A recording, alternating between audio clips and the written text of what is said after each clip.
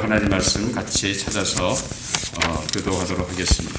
시편 3편 1절부터 8절까지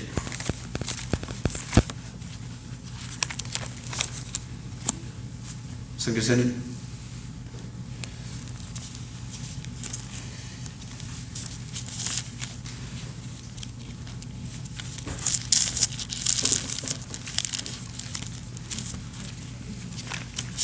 제어제구역성경 806페이지입니다. 시편 3편 1절부터 8절까지 제가 먼저 읽고 그 다음 절 여러분들이 합독해 주시면 되겠습니다.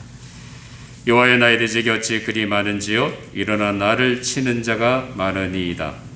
많은 사람이 나를 분석하여 말하기를 그는 하나님께 구원을 받지 못한다 하리라. 여호와여 주는 나의 방패시요 나의 영광이시요 나의 머리를 드시는 자시이시니이다. 내가 나의 목소리로 여호와께 부르짖으니 그의 성산에서 응답하시는도다.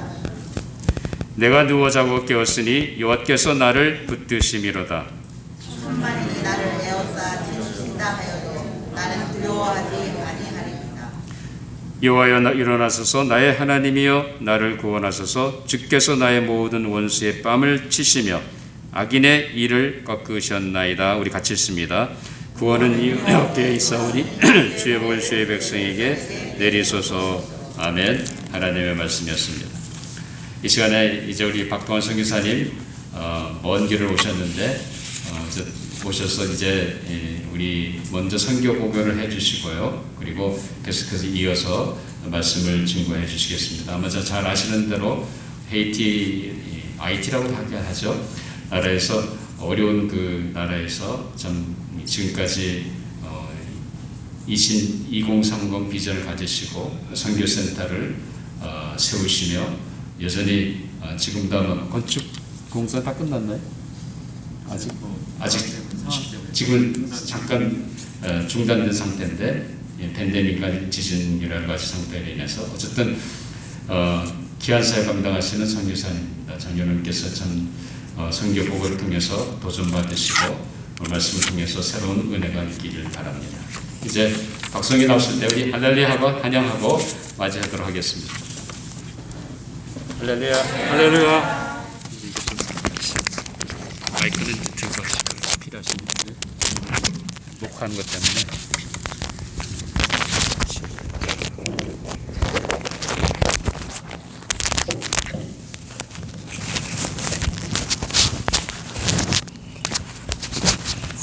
예. 필요하신 분 10분 주세요. 예, 괜찮습니다. 마이크 필요하면 들으시죠. 예. 지금 안 써도 되는 거죠? 이건? 그냥 잘 되는 거죠? 예, 잘 되네. 예. 여러분 만나뵙기도 정말 반갑습니다. 반갑습니다. 예, 정말 요즘 상황에서 실감나는 단어인데요. 정말 저와 저희 집사람이 참 늘 감사하는 것은 뭐냐면 정말 전혀 선교사의 얼굴도 모르고 어떤 사역을 하는지도 모르고 그런 전혀 모르는 선교사를 여러분 믿고 후원해 주시고 같이 동역해 주시고 기도해 주셔서 어려운 현장에서 승리할 수 있는 여러분 했던 것이 바로 여러분의 그 기도가 아닌가 하는 것들을 더욱더 실감하는 저희인 것 같습니다. 그러니까 누구에게 믿고 신뢰를 받는다는 게 정말 중요하지 않습니까? 그래서 남자들이 쓰는 말로 정말 자기를 신뢰해 주면 자기 목숨까지도 바친다 그런 말을 하는데 우리 조지아 장로교회 성도분들이 저희를 전혀 모르는 상태에서 후원해 주시고 결정해 주시고 기도해 주셔서 감사를 드립니다. 예, 저희를 잠깐 소개하면은 저와 저희 집사람은 대학생들 하는 그런 선교단체에서 만났어요. 그 전까지 주님을 모르다가 선교단체 주님을 만나서 훈련을 받고 양육받고 저는 이제 그 선교단체 안에서 주님도 만나고 배우자도 만나고 멘토도 만나고 인생의 꿈도 비전도 만난 그런 중요한 그런 단체였었습니다. 대학을 졸업한 후에 갈등하면서 공부를 계속할 것인가 이렇게 이런 좋은 풀타임 작업을 계속할 것인가 아니면 또 뭐 취업을 할 것인가 이런 고민하고 기도하는 가운데 대기업에 가서 한 10년 동안 근무하고 그다음에 여러분 아시는지 모르겠지만 이랜드라는 기업에서 이제 재무본부장으로 한 8년 근무하다가 98년부터 선교단체에서 일을 하다가 한 2년 정도 현장을 배우고 싶어서 도미니카 하이티 국경지에 나가 사역하다가 그냥 2년 지나고 나서 저희 집사람이 기도하는 가운데 그냥 IT 선교를 했으면 어떻겠느냐 하는 그런 강건함을 주셔서 지금 15년째 IT 사역을 하고 있습니다. 물론 이제 선교하면서 2006년에 선교제 나서 2년 있다가 다시 돌아가기로 했기 때문에 그냥 그때는 이제 한국의 장로교회 장로 선교사로 파송되었었는데, 이제 제가 미국에 신학 공부를 하기로 결정한 것은 뭐냐면 앞으로 평생 동안 풀타임 사역 선교를 하려면은 신학적으로 더 많이 아는 것들이 현장을 섬기는 데 중요하겠다는 생각이 들어서 2009년부터 12년까지 NOBTS 미국 남침여교단 신학을 공부했고요. 그동안에 이제 3년 동안은 아틀란타랑 미국을 왔다 갔다 반반씩 왔다 사역하다가 2003년 3월 3일 날 목사 안수 받고 더욱더 지금 사역을 쭉 하고 있습니다. 이거 될까요? 예, 제가 마이크 사용이 익숙하지가 않아서요. 그래서 저희가 사역하는 그 영상이 지금 한 3년 전 영상인데 아마 지금도 뭐 그것에 큰 범위는 사이가 없기 때문에 그 영상을 보고 저희가 지금 진행되는 사역들, 그 다음에 지금 많이 갱들과 지진 때문에 어려운 상황들을 설명해 드리고 말씀을 같이 보는 그런 시간을 갖기로 하겠습니다. 전선님 영상 좀 틀어주시죠.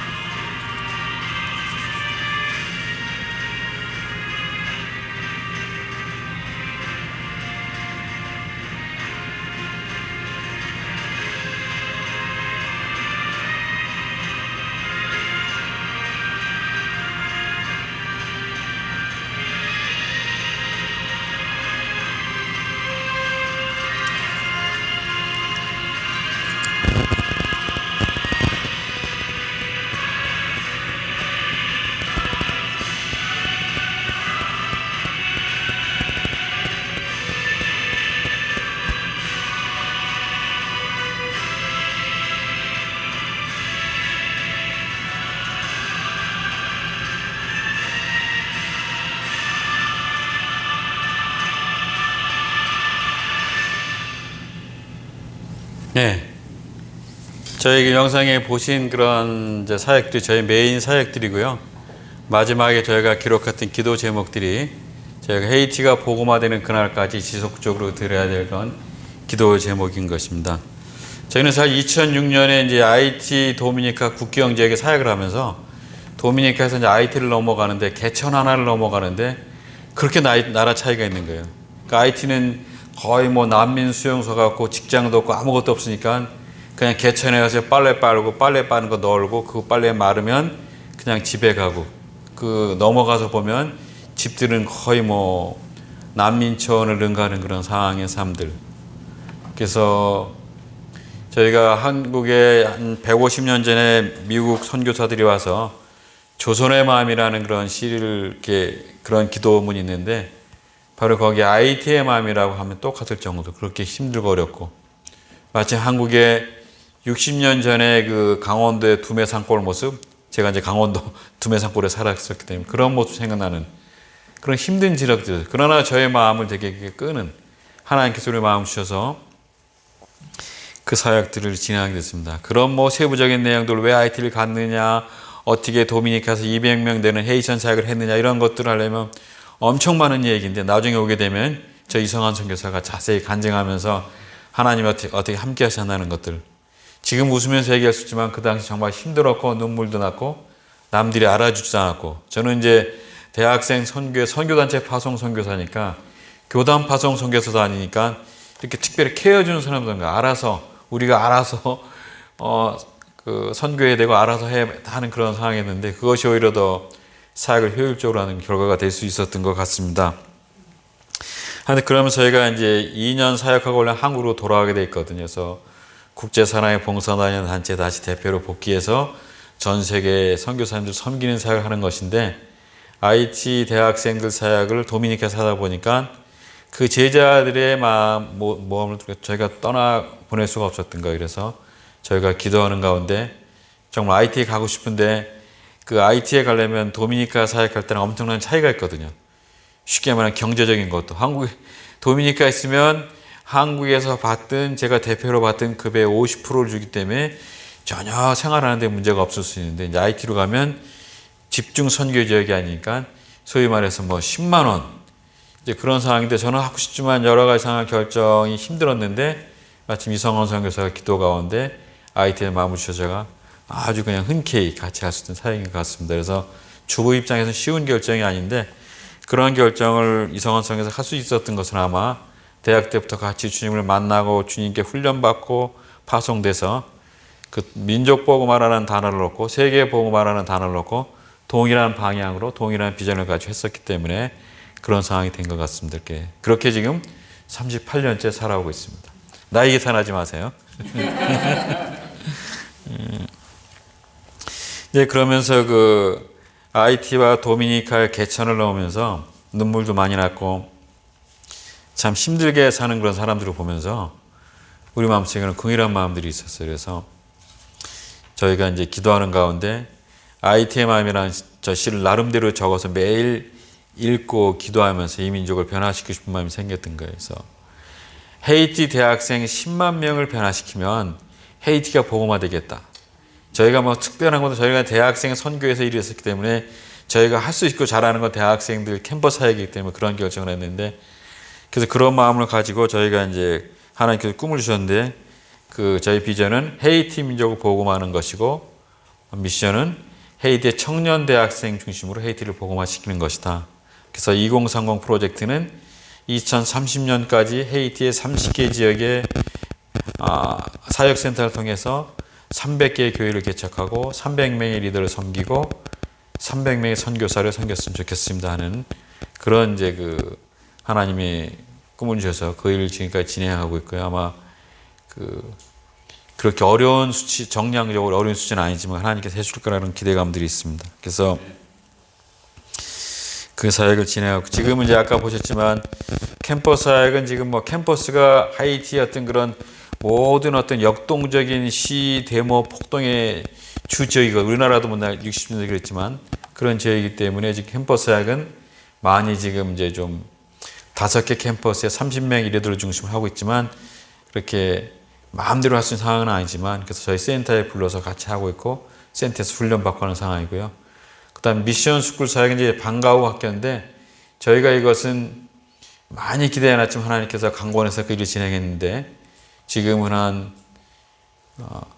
그냥 150명 정도 저희 센터에 모여서 하다가 이제 그런 뭐 어린이 납치, 뭐 갱들의 이런 것들이 많으면서 학생들이 올 수 없어서 지금 하나님께 지혜를 주셔서 개척한 10개의 교회에 이렇게 나눠서 하고 있습니다. 그래서 한 500명 정도 훈련받고 있고요. 놀라운 것은 그 학생들이 10년 동안 미션 스쿨을 진행하니까 이제 대학생들이 되는 거예요. 그래서 지금은 저희가 캠퍼스에 자주 못 나가도 그 친구들이 캠퍼스 사역의 핵심 멤버들이 돼가는 거죠. 그러다 보니까 또 대학을 졸업한 친구들이 여러 가지 진로 중에서 물론 거기는 직업을 창출할 만한 일들이었기 때문에 직장도 없지만 또 그 중에 일부는 또 신학교를 가고 싶어 하는 거기 때문에 그래서 저희가 또 신학을 또 이제 4년 전부터 하고 있고 지금 50명 정도가 이렇게 25명, 2년제를 좀 수업하고 있는데요. 정말 열심히들 잘하고 있고 이제 그 중에서 정말 교회 개척에 소원함인 사람 중심으로 저희가 1년에 한 2-3명씩 교회를 개척해서 같이 저희 멤버십을 하고 있습니다. 그래서 지금 한 7개의 교회를 개척했고 3개 교회는 협력해서 같이 사역을 하고 있습니다. 그 저희 이제 현재 상황들이고요. 또 이제 3년 전까지는 뭐 헤이티가 안정돼 있으니까 이제 팀들이라서 같이 단지 선교도 하고 현장도 섬기고 그런 일들이 많았지만 헤이티가 한 2-3년 전부터 시위와 대화와 폭동들이 많아지면서 상당히 사회가 불안정했었어요.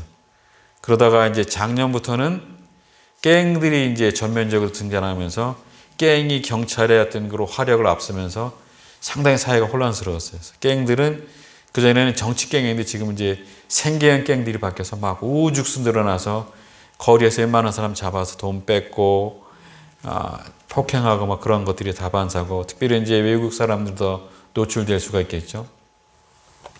그런 어려운 상황 가운데 저희가 지금까지 지켜왔고 해왔습니다. 그래서 특별히 약간 이제 깜포센터를 이제 목사님이 여쭤보셨는데 깜포센터가 이제 저희가 바로 시작한 게 아니라 기도하면서 5년 동안 기도하다가 이제 3년 반 전에 시작했는데 정말 열심히 했어요. 새벽 5시에 나가서 같이 기도하고 이 센터를 세우는 목적이 건물이 아니고 하나님의 사람을 세우는 것이고 궁극적으로는 이 민족을 변화시키는 사람을 세워서 정말 못자리판 같은 역할을 해서 그 사람을 키워내고 나룻배처럼 그런 사람을 헤이티 전역에 실어 날아서 복음의 일꾼으로 세우고 그 센터가 정말 큰 사랑방처럼 헤이티의 모든 문제를 다 녹여낼 수 있는 그런 공간이 되기 위해서 기도하면서 저희가 막 설렜죠. 그 일을 진행하면서. 너무 잘 진행이 되니까 이제 주위에 많은 갱디너의 사람들 저희가 돈이 많은 단체인 줄 알았던 거. 사실은 정말 없었거든. 믿음으로 감당했는데. 이제 그러다 보니까 뭐 그래도 이제 갱디랑 같이 협상도 하고 막 그러면서 그때까지는 했었어요. 그러다가 작년부터 이제 갱들이 아주 활성화되면서 이 수도의 주변을 다 막았어요. 외곽을요. 갱들이 자기 역할들이 있으니까 막아서 갈 수가 없고 지금 그래서 사업이 약간 이제 중단된 상태지만 하나님께서 그 공사를 뚫을 거라는 기대감들이 있습니다. 그래서 참 헤이티가 좀 여러 가지 상황들을 보면서 이렇게 눈물이 끊기지 않는 나라인가 하는 생각이 듭니다. 어느 나라보다 잘 살 여건이 하나도 없고 힘들고 세계 제일 가난한 나라인 것 같고 데모 일어나지, 시위 일어나지, 폭동 일어나지, 갱들이 일어나지 그 다음에 또 지진 또 일어나지. 11년 전에 일어났던 지진이 또 올해 8월 14일 날 지진이 일어나지 않았습니까? 그래서 참 논리적으로, 이론적으로, 효율적으로 봤을 때 사역을 계속하는 것이 맞나 이렇게 고민하는 선교사도 많았습니다. 한국 선교사님도 많이 교단의 정책에 따라서 철수하기도 하고 일시 청소하기도 하고 뭐 보류하기도 다양한 그런 특성들이 다 있고 하나님이 하셨다는 생각이 드는데 그런 좀 변화가 많은 상황이 됐고요. 이제 그런 상황에서 저희는 같이 기도하면서 집사람이랑 정말 헤이티를 왜 불러주셨나 하는 것들, 과연 고난과 구원, 오늘 제목도 이제 고난에 관한 구원에 관한 내용인데 그 다음에 저희가 이제 많이 기도하면서 왜 헤이티가 변화되지 않았을까? 헤이티에서 15년 선교하니까 저는 책임감도 느끼는 거예요. 선교사가 15년 있으면서 변화가 안 되는 것은 선교사의 책임도 아닌가 하는 그런 것들도 느끼고 그러면서 양안진이라는 그런 책을 다시 한번 선교 열전에 관한 책을 다시 읽으면서 저희는 힘들지만 어렵지만 그래도 헤이티에 더 헌신하기로 하나님 원하실 때까지 헌신하기로 마음의 소원함을 정하고 다시 11월에 저희가 들어갑니다. 그래서 헤이티는 이제 뭐 어떤 의미냐면 선교사 그러면 헤이티 사람 생각은 구원해 주는 자, 구호자로 알고 있고 목사 그러면 말씀을 전하는 자로 알고 있어요. 제가 그래서 처음에 갔더니 저희 제자들이 저보고 자꾸 선교사님 안 그러고 목사님 그래서 이제 왜 나는 선교사인데 선교사의 정체성이 이것인데 왜 나를 목사라고 부르냐 그랬더니 이제 제자가 하루 찾아오더니 저보고 우리 헤이티는 선교사 그러면 물건을 들어서 구원해주고 구원이 아니라 이렇게 구호해주고 도와주고 물질 채워주는 분이 선교사지 정말 말씀을 가지고 복음을 전하는 사람은 파스터라고 부릅니다 그러더라고요. 그래서 그 제자를 붙들고 제가 참 헤이티를 몰랐던 것을 많이 안타까워하면서 하여튼 그러나 나는 선교사인 파스터 박이다 그렇게 얘기했죠. 그러면서 이제 정말 선교사들이 정말 여러 가지 중요한 것이지만 정말 복음의 열정을 어떻게 잘 전할 것인가. 물론 이제 선배 선교사님들은 복음과 떡, 그 균형 밸런스 있게 했을 것 같아요. 그러나 이제 받아들이는 현지 입장에서는 그런 생각들이 있는 게 하이티인들의 생각이기 때문에 많이 도전을 받고 생각했던 그런 같은 시간들입니다. 그래서 이제 8월 14일 지진이 났는데 이제 저희 센터에서 막 성경 공부를 하고 기도 모임 하는데 저희 제자가 막 구두구두 그러면서 나보고 나가자는 그래서 뭔가 했더니 이제 그 지진이라는 단어인데 나가서 보니까 이렇게 막 땅이 흔들리는 거예요. 이제 그때는 저희 수에서 한 150마일 떨어진 지역이기 때문에 먼 지역인데 그래서 그런 지진이 나서 그냥 수도에서 그냥 이제 기도하면서 있는데 마침 또 지진이 난 지역이 저희 제자들이 개척한 교회가 있는 지역이라서 한번 가보자 해서 가봤더니 정말 11년 전 지진보다 강도가 높았고 그때는 수도에 집중되어 있기 때문에 그 한 지역에 포커스가 맞춰져 있는데 지금은 넓은 지역들에 지진이 퍼져서 한 저희 있는 제자들이 사역하는 지역도 5천 집 가구가 무너져 있고 교회가 파손돼 있고 막 그런 지역인데 여기서 다시 또 반복되는 일을 진행하는 것 같아서 참 힘들었지만 참 하나님이 어떻게 간섭하실까 손이 될까 하는 그런 안타까움도 많았던 그런 시간들이었습니다. 하여튼 그런 가운데 제가 이제 한 3년 몇 년 동안 쭉 하이티에 있어 어려운 상황들을 보면서 고난 중에서도 함께 하신 하나님, 구원의 하나님의 모습이 어떨 것인가 하는 것들을 많이 보게 되면서 이런 고난스러운 사역지이기 때문에 효율성이 좀 떠나야 된다는 말들도 많고 왜 있냐고 말하는 적도 많고 대사관에서는 왜 하이티에 있느냐 빨리 도미니카로 피하든지 미국으로 나가든지 한국으로 가든지 해라. 앞으로 하이티에서 일어나는 일은 우리가 책임질 수 없다. 그런 표현을 하는 거예요. 그런 저는 공식적으로 대사관 입장에서 맞지만 제 안에는 그 얘기를 들으면서 참 그렇게 신경 써주면 고맙지만 하나님이 함께 하시는 것을 보여주고 싶은 그런 마음도 있었던 거예요. 그게 이제 객관적으로 타당한 생각은 아닐 수 있지만 그러나 믿음 안에서 저는 감사함으로 기쁨으로 받아들여서 그걸 하고 있고 또 저희는 15년 동안 있으면서 상대적으로 현지인과 관계성이 누구보다 좋기 때문에 또 어려운 케이스가 있으면 또 알려주고 피해주고 가르쳐주고 그래서 헤이티의 어느 지역은 위험하고 위험하지 그런 거 대충 알고 있기 때문에 그 일을 피해서 다니는 그런 것들. 그러나 궁극적으로는 그거보다는 헤이티가 복음으로 변화되는 그날까지 그 일에서 있길 원하는데 앞으로 한 제가 15년 정도는 건강하게 사역을 하면 헤이티가 어떤 변화되는 어떤 그런 마중물 같은 역할이 있지 않을까. 15년 동안 완전히 변화라는 기대감은 없어요. 지금까지 15년 해보니까. 그러나 변화의 그런 마중물이 될 수 있는 역할을 저희가 할 수 있지 않겠냐 그런 생각을 하면서 그 사역을 하고 있습니다. 하여튼 시간이 많이 지났지만 말씀을 저에게 유료를 줬던 말씀을 같이 나눠보고 싶습니다. 우리 시편 3편에서 1절부터 8절까지 말씀인데요. 우리 성경에 보면 하나님이 어떤 분이신가를 표현하는 그런 단어들이 있습니다. 보통 니시, 이레, 라파라는 것들이 있는데 여호와 니시, 여호와 이레, 여호와 라파 이런 단어 쓰지 않습니까? 여호와 니시 그러면 우리에게 승리를 주신 하나님, 여호와 이레 그러면 모든 것을 앞서 준비해 주신 하나님, 또 여호와 라파 그러면 치료해 주시는 하나님이라는 그런 뜻이 아니겠습니까? 이 모든 표현을 한마디로 정리한다면 그것은 구원이다 이렇게 표현할 수가 있겠습니다. 또 하나님을 한마디로 표현하고 정의한다면 하나님은 구원의 하나님이다 이렇게 표현할 수가 있을 것 같습니다. 성경 66권에 기록되어 있는 정말 수도 없이 많은 말씀들을 한 문장이 아닌 한 단어로 정리한다면 그것 또한 구원이라고 말할 수 있겠습니다. 말씀의 의도가 성경 전체의 말씀의 의도가 구원이기 때문에 그렇습니다. 우리를 향하신 하나님의 뜻은 하나밖에 없는 것 같습니다. 어떻게 하시든지 우리를 구원해 내시고 마시겠다는 하나님의 의도인 것입니다. 기독교의 도는 십자가의 도입니다. 그래서 교회마다 교회를 상징하는 그런 십자가의 모형들이 있지 않습니까? 바로 기독교는 십자가의 종교이기 때문에 그렇습니다. 바로 십자가가 의미하는 것이 무엇입니까? 저는 그건 역시 두말할 것 없이 구원이라고 생각합니다. 기독교는 이런 구원의 종교인 것입니다. 하나님이 구원의 하나님이시고 우리 기독교가 구원의 종교라는 말씀 속에는 전제되어 있는 그런 단어들이 있습니다. 우리가 살아가고 있는 세상은 고난과 역경과 그리고 실패와 죽음으로 가득 차 있을 수 있다는 것입니다. 세상이 죽음과 고통 그리고 실패와 좌절로 가득 차 있지만 않다면 우리가 하나님이 우리를 구원하실 필요가 있겠습니까?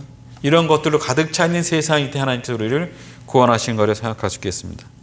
우리 시편 3편은 여러분 잘 아시겠지만 3편 1절 2절은 바로 다윗의 고난에 관한 얘기가 나와 있습니다. 3절 4절은 3절부터 5절까지 보면은 다윗이 받은 은총이 나와 있습니다. 그리고 6절 8절은 그런 다윗의 신앙생활의 모습이 나와 있습니다. 오늘 본문 1절에 보면 다윗이 하나님께 이렇게 탄원하는 말씀이 기록되어 있습니다. 여호와야 1절에 보면 여호와야 나의 대적이 어찌 그리 많은지요 일어나 나를 치는 자가 많으니이다. 대적이 많은 곳, 일어나서 나를 치는 자가 많은 곳이 바로 우리가 살아가는 세상인 것입니다. 세상의 문제는 고난이 많은 것만이 문제가 아닙니다. 이 고난이 때로는 사람으로서는 도저히 이겨낼 수 없는 어떤 절망적인 그런 것이랍니다. 오늘 본문 그 시편 3편에 보면 다윗이 반란을 당하여서 피난가면서 쓰는 편지 아닙니까? 그래서 자기를 치는 자가 많다고 하는 것입니다. 그러나 문제는 다윗을 치는 자가 많다고 하는 것이 아니었습니다. 이번에 자기를 반역한 자가 바로 자기가 사랑하는 아들 압살롬이었다는 것입니다. 이번 피난은 원수에게 반역을 당해서 내려가는 것이 아니라 사랑하는 아들에게 반역을 당하여 생명을 부지하겠다고 피난을 가고 있는 중이었습니다. 이와 같은 상황에 대하여 사람들이 다윗에 대해서 절망적이었습니다. 다시는 일어날 수 없다고 생각을 했을지도 모릅니다. 어떻게 보면 당연한 판단이 아닐 수 없습니다. 다윗은 그와 같은 사람들의 생각을 본문 2절에서 이렇게 하나님께 아뢰고 있습니다. 많은 사람이 나를 대적하여 말하기를 그는 하나님께 구원을 받지 못한다 하나이다. 쉘라. 이와 같은 일을 당할 수 있는 곳이 우리가 살아가고 있는 세상인 것입니다. 이와 같은 일을 수도 없이 당하면서 살아가야만 하는 곳이 우리가 살고 있는 세상인 것입니다. 이와 같은 고난은 죄가 없어도 당할 수 있다는데 문제가 있는 것 같습니다. 죄인만 고난을 당하면 이해가 됩니다. 그러나 그렇지가 않은 것입니다. 물론 세상에 죄가 없는 사람은 하나도 없지만 지금 자신이 당하고 있는 고난에 대해 죄가 없을 수도 있습니다. 죄가 없는데도 고통을 당하는 것은 세상 때문입니다. 바로 이런 것들 성경에서는 세상에 죄가 관영하기 때문이다 이렇게 말하고 있지 않습니까? 우리 인류가 하나님께 범죄했기 때문에 우리가 살아가는 세상 전체가 죄로 오염되고 있습니다. 그래서 세상이 죄의 삭신 사망으로 가득 차게 되어 있는 것입니다. 우리가 살아가는 세상 한마디로 정의하면 어떤 그 고통의 바다와 같다고도 할 수 있을 것 같습니다. 그래서 불교에서는 그걸 고해라고 표현하는지 모르겠지만 그러므로 우리가 세상에서 실패하고 사방으로 우겨싸움을 당하는 것 같은 고난을 당하고 죽음의 고통을 당하게 되는 것은 하나도 이상한 일이 아닐 수도 있습니다. 오히려 그것은 당연한 일일지도 모르겠습니다. 세상에서 당하는 말도 못할 고난과 역경과 좌절 속에서도 어떻게 나에게 이러한 일이 일어날 수 있는가라고 흥분하지 아니하고 우리가 분노하지 아니하고 얼마든지 나에게도 이와 같은 일이 일어날 수 있다고 생각하는 것만으로 또 우리는 느껴지는 고난이 줄어들 수가 있는 것입니다. 저희 선교도 힘든 일이 많이 있습니다. 참 많죠. 그리고 또한 문제가 수도 없이 일어나는 곳이 선교지입니다. 저도 처음에 가서 흥분하고 화도 많이 냈던 것 같아요.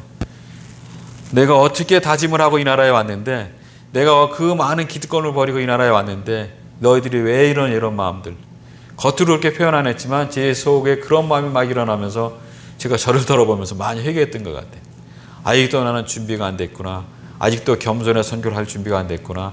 아직도 성육신의 자세로 현지인을 섬길 준비가 안 됐구나 하는 그런 것들을 많이 돌아보고 다듬어지고 깎아지는 그런 시간들이 많았었습니다. 그런 교만한 분들이 많았던 그런 초보서 선교사 시절을 보냈던 기억이 납니다. 그러나 이제는 힘든 일이 생기고 문제가 생기고 여러 가지 일이 있더라도 그냥 당연한 일로 생각하는 그런 상황이 됐습니다. 그러므로 힘들고 어려울 때 좀처럼 흥분하지 않으려고 노력하고 있습니다. 그러나 보통 사람들은 어려운 문제를 당하게 되면 흥분하게 됩니다. 분노부터 합니다. 또 절망부터 합니다. 이러한 것들은 문제보다 더 큰 문제인 겁니다. 우리가 흥분하면 문제가 잘 안 풀리지 않습니까? 분노하고 절망하면 점점 더 문제 속으로 끌려가게 되는 것입니다. 결국 그러면 문제를 풀지 못하고 마는 것입니다. 그것이 우리들의 보편적인 문제가 아닐까 생각을 합니다.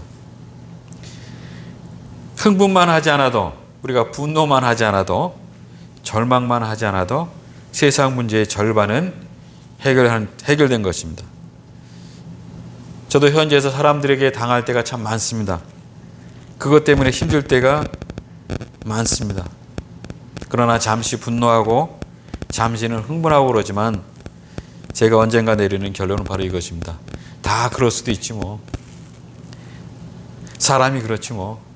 이런 생각을 하게 됩니다. 그러면 마음이 정리가 되고 생각들이 정리되는 것을 볼 수가 있습니다.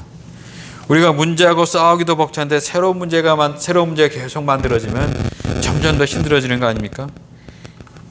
그래서 죄로 말미암아서 살아간 세상에 문제가 있는 것이 뭐가 문제인가 이런 생각을 갖게 되면 생각이 단순해지는 것 같습니다. 우리가 타락하고 범죄한 세상에 살면서 어떻게 이런 일이 나에게 일어날 수 있는가라고 절망하고 분노하고 흥분하는 것이 더 큰 문제일 수도 있습니다. 일부러 우리가 자초해서 문제를 만들 필요는 없지만 문제를 만나게 되면 올 것이 왔구나 그렇게 생각하고 냉정을 유지하는 것이 모든 문제를 해결하는 그런 중요한 자세가 될 것 같습니다. 우리 같으면 흥분하면 하나님께 대해서도 막 흥분하고 분노하게 되는 경우가 있지 않습니까? 어떻게 하나님이 나에게 이랬을 수가 있어? 하나님이 계신가? 이렇게까지 막 내려갈 수 있지 않습니까? 그렇게 되면 문제는 더 꼬이게 되는 것입니다. 우리가 분명히 알아야 할 것이 있습니다. 우리가 이 세상에 당하는 모든 문제에 대해서 하나님은 책임이 없으시다는 것입니다. 우리가 이 세상에서 당하는 모든 문제는 다 우리 때문입니다. 하나님 때문이 절대 아닌 것입니다. 우리의 문제를 풀어주시고 우리의 문제를 구원해 주시려고 하시는 하나님께 대하여 원망하고 분노하고 흥분한다면 도저히 문제는 풀 수가 없게 되는 것입니다. 하나님은 모든 문제를 풀어주시려고 언제나 우리 곁에, 문제 곁에 계시는 분으로 이해하는 것이 믿음이고 그 믿음이 결국 문제를 해결하고 그 믿음이 결국 우리를 구원하게 될 것입니다. 아멘. 다윗에게는 바로 그러한 믿음이 있었습니다. 예수님은 다윗의 생애를 보면 시편이나 구약에 여러 보면 참 다윗도 엄청 여러 가지 시행착오로 많이 거쳤던 그런 믿음의 선배 아닙니까? 그러나 다윗이 가지고 있던 믿음은 바로 그 특별한 믿음이 있었습니다. 사람들은 다윗이 아들 압살롬에게 반역을 당하여 도망가고 있을 때 다윗을 향해서 이제는 저 다윗은 더 이상 하나님의 도움을 얻지 못할 사람이라는 절망적인 말을 들었습니다. 성경에 보면 다윗이 그렇게 압살롬을 피해서 도망가면서도 맨발로 머리를 숙이고 울면서 갔다고 기록되어 있습니다. 그것이 그 당시에 다윗이 처한 삶의 모습이었습니다. 그것이 다윗의 현실이었습니다. 과거엔 어땠는지 모르지만. 그런데 놀라운 내용이 올라오고 있습니다. 바로 다윗의 믿음이 놀랍습니다. 3절에 나온 그 표현이 너무나 기가 막힌 것입니다. 3절에 보면 그런 상황에서도 여호와여 주는 나의 방패시오 나의 영광이시오 나의 머리를 쓰는 자이니다. 이렇게 3절에 표현하고 있습니다. 맨발로 머리도 들지 못한 채 울면서 가면서도 사람들의 절망적인 수군거림을 들으면서도 다윗은 하나님께 이렇게 고백하는 것입니다. 여호와는 나의 방패시오 나의 영광이시오 나의 머리를 쓰신 자이니다. 그리고 계속되는 말이 정말 대단합니다. 4절에서 8절까지 제가 한번 읽어보겠습니다. 내가 나의 목소리로 여호와께 부르짖으니 그 성산에서 응답하시는도다. 셀라. 내가 누워 자고 깨었으니 여호와께서 나를 붙드심이로다. 천만이 나를 에워싸 진친다 해도 나는 두려워하지 아니하리이다. 여호와여 일어나소서 나의 하나님이여 나를 구원하소서. 주께서 나의 모든 원수의 뺨을 치시며 악인의 일을 꺾으셨나이다. 구원은 여호와께 있사오니 주의 복을 주의 백성에게 내리소서. 셀라. 아멘. 사랑하는 여러분, 우리 사랑하는 조지아 장로교 여러분, 이 시편이 정말 대단한 것이 무엇인지 아십니까? 그것은 다윗이 이와 같은 어려움을 당하게 된 까닭이 바로 세상 때문이 아니라 다윗 자기 자신 때문이었다는 것입니다. 아들에게 반역을 당해서 망신을 당하고 피난을 가게 된 까닭이 바로 다윗이 우리아의 아내 밧세바를 범하는 죄를 지었기 때문이기도 합니다. 다윗도 그와 같은 사실을 알고 있었습니다. 다윗은 자기 죄를 모르는 그런 뻔뻔한 사람은 아니었습니다. 우리가 시편 51편에 보면 다윗이 밧세바를 범한 후에 그를 책망하는 선지자 나단 앞에서 하나님께 자복한 내용이 기록되어 있습니다. 어떻게 보면 이것은 우리가 회개의 시 중에서 단연 최고의 시라고 할 수 있는 그런 시편인 것입니다. 그런데 오늘 그 시편 3편을 보면 다윗은 참 뻔뻔하게 보이기까지 합니다. 그렇게 회개했던 다윗이 또 3편에 보면 자기 죄를 모르는 사람처럼 당당한 것입니다. 아니면 자기 죄를 짓고도 당당하게 주님께 요구하는 모습이 거기에 나와 있습니다. 저희 같으면 죄로 말미암아서 수치를 당하게 내려가면서 여호와는 나의 방패시오 나의 영광이시오 나의 머리를 드신 자이니다. 이렇게 못할 것 같아요. 저희 같으면 구원은 여호와께 있사오니 주의 복을 주의 백성에게 내리소서라고 그렇게 못할 것 같아요. 죄를 지어 하나님께 맞으면서 자기를 주의 백성이라고 감히 하나님께 말씀드리지 못할 것 같아요. 그러나 여기 본문에 보면 다윗은 그렇지 않았습니다. 회개는 회개이고 믿음은 믿음이었던 것 같습니다. 그러나 놀랍게도 다윗에게는 죄인을 구원하신 하나님께 대한 그런 믿음이 있었던 것입니다. 하나님 우리에게 율법을 주신 하나님이시지만 율법적인 하나님은 아니십니다. 자식이기 때문에 우리에게 율법을 주시는 것이지 율법을 지켜야만 자식으로 인정하는 분은 아닌 것입니다. 다윗은 바로 그것을 너무나 잘 알고 있었습니다. 어떻게 보면 뻔뻔스러울 만큼 잘 알고 있었어요. 자기가 지금 죄를 지어 하나님께 맞고 있지만 자기는 여전히 하나님의 백성이요 하나님의 자녀라는 사실을 확실히 알고 있었고 믿고 있었습니다. 그러므로 자녀가 받아야 할 마땅한 복, 구원의 복을 하나님께 당당히 구하고 있는 모습이 오늘 3편의 말씀입니다. 우리의 희망은 의인만을 사랑하시고 구원하신 하나님께 있지 않습니다. 우리의 희망은, 우리의 소망은 죄인까지도 사랑하시고 구원하시려는 하나님께 있는 것입니다. 아멘. 어떻게 하나님의 아들이신 예수님께서 죄인 중에 죄인이라고 할 수 있는 세리들과 함께 식사를 할 수 있느냐라고 사람들이 막 수군거릴 때 예수님이 하신 말씀이 뭐죠?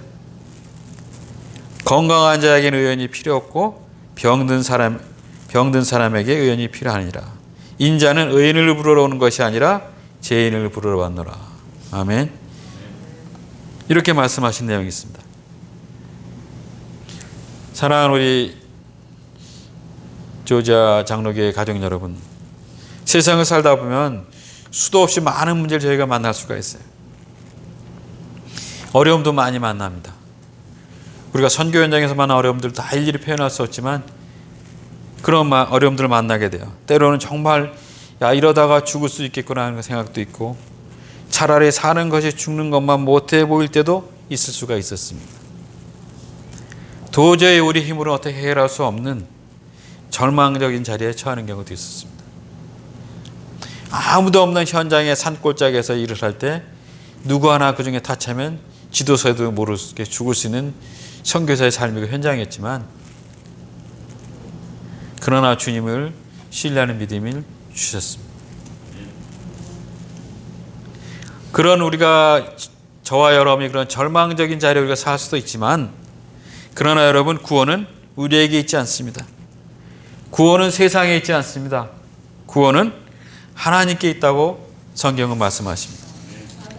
우리는 우리를 버려도 세상은, 사람은, 친구는 혹은 부모는 우리를 버릴 수 있어도 하나님은 우리를 버릴 수 없습니다. 하나님께서는 그것이 불가능합니다. 불가능하기 때문입니다. 구원의 능력을 가지고 계시는 세상에 유일하신 분이 우리를 사랑하시고 포기하지 않으시고 반드시 구원하시겠다고 어떻게 보면 벼르고 계시기 때문에 세상과 사탄을 향해서 그렇게 소리치고 계시는 것입니다. 거기에 바로 우리의 희망이 있는 것입니다. 거기에 우리의 소망이 있는 것입니다. 저희가 그러한 희망을 가지고, 그러한 소망을 가지고 헤이티에 잃어버린 영혼들을 섬기고 있습니다. 오늘 우리는 이 시편의 결론을 너무나 잘 알고 있습니다. 결국 다윗의 믿음대로 되었습니다. 하나님이 다윗의 믿음대로 다윗의 머리를 들어주셨고 다윗의 영광을 회복시켜 주셨습니다. 하나님은 우리도 다윗처럼 하나님을 믿으면 다윗처럼 우리의 머리를 들어주시고 우리의 영광을 회복시켜 주실 것을 믿습니다.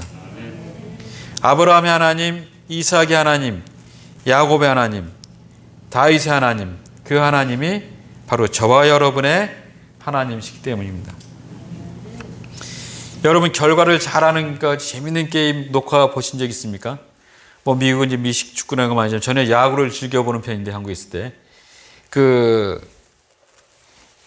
연습생 신하가 나온 야구를 되게 교훈적으로 의미가 있기 때문에 보면서 되게 좋아하는데, 그 녹화된 게임을 이제 직장 갔다 와서 볼 때, 내리 직장 갈 때 막 보면서 그 내용이 아나운서나 해설자가 흥분하지 않습니까? 그러나 녹화된 게임을 보는 저는 다 결과를 알기 때문에 그냥 담담하게 편한 마음으로 보지 않습니까? 녹화된 게임을 보는 것이 그런 장단점이 있는 것 같은데, 바로 저는 그런 녹화된 게임을 볼 때마다 느끼는 것이 뭐냐면, 저것이 바로 우리의 인생과 같다. 그런 생각을 가끔씩 하게 됩니다. 바로 나의 인생과 같다는 것을 느끼게 됩니다. 우리가 믿음으로 예수님을 믿고 구원을 받았는데, 구원을 얻었다는 것은 뭐냐면 내 인생의 구의 말이 되면, 어떤 야구가 끝나게 되는 것이 구의 말 아닙니까? 우리의 인생이 끝나게 되면 결국은 승리하실 것이라는 그런 것을 의미하는 거 아니겠습니까? 구원 얻었는데 결국 승리를 얻을 것인데, 사는 동안 좀 핀치에 좀 몰리면 어떻고, 말로는 좀 맞으면 어떻고, 제가 뻔히 제가 응원하는 팀이 이긴 것을 알면서도 녹화 테이프에 나온 내용 때문에 중간에 흥분하고 격정하고 그런다면 정말 그것은 제정신 사람이 아니지 않습니까? 마찬가지로 우리가 구원의 하나님을 믿는다고 하면서도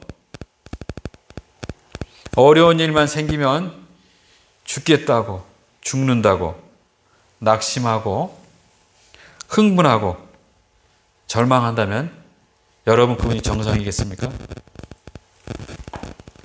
하나님은 구원의 하나님이십니다.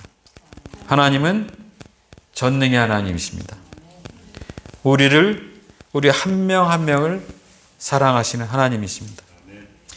언제나 우리 곁에서 우리가 무슨 일을 당할지 거기서 우리를 구원하시기 위해서 우리를 지키시는 하나님이신 것입니다. 그리고 5절 6절에 보면 다윗은 내가 누워 자고 깨어 있으니 여호와께서 나를 붙드심이로다. 천만이 나를 둘러치라 해도 나는 두려워 아니하리이다. 아멘. 이렇게 고백하고 있습니다. 이 고백이 언제나 저와 여러분의 고백이 되어서 우리의 삶의 현장 가운데서 믿음으로 살아가면서 승리하는, 하나님 기뻐하는, 하나님을 마음 놓고 쓰는 이 어려운 세대 가운데서 정말 하나님이 즐겨 쓰는 저와 여러분이 되기를 축원합니다. 아멘. 기도하겠습니다. 하나님 감사합니다. 이 시간 말씀으로 저희를 위로하시고 도전하시고 격려하면서 다윗의 모습을 보며 다윗이 당한 고난 가운데서 다윗이 받은 은총의 신앙을 보면서 다윗의 고난 중에 승리한 삶의 모습을 보면서 저희가 늘 주님을 돌아보며 주님께 맡기며 어떤 상황이 되든 어떤 여건이 되든 우리와 함께 하시는, 우리와 동행하신 주님을 따라가는 귀한 믿음의 자녀가 될수록 저희를 지켜주시고 인도하여 주시옵소서. 정말 말씀 가운데 승리하고 살아가는 저희 모두가 되게 하여 주시옵소서. 감사하며 예수님의 이름으로 기도하였습니다. 아멘.